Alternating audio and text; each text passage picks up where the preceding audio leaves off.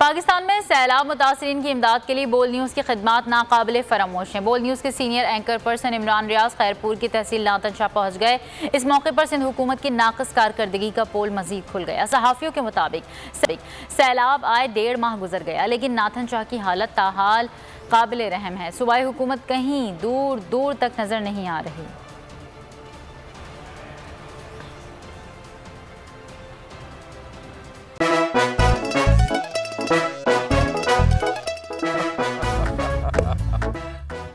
आज इनको फंसा दे। बताओ ऑक्सीजन का क्या फॉर्मूला है? O2। इंसानी आंख कितने मेगापिक्सल है? 576 मेगापिक्सल। अच्छा, वो कौन सा जानदार है जिसकी 5 आंखें हैं? मक्खी। किसी भी एंगल से ये नहीं कच्चे, क्योंकि छठी के बच्चे आपसे अच्छे।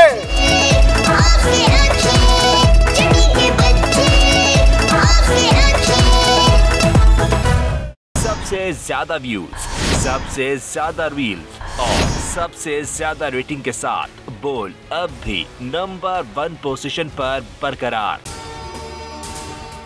अगर आपको ये वीडियो पसंद आए तो लाइक पर क्लिक कीजिए, सब्सक्राइब करें और बेल दबाएं ताकि कोई खबर रह न जाए।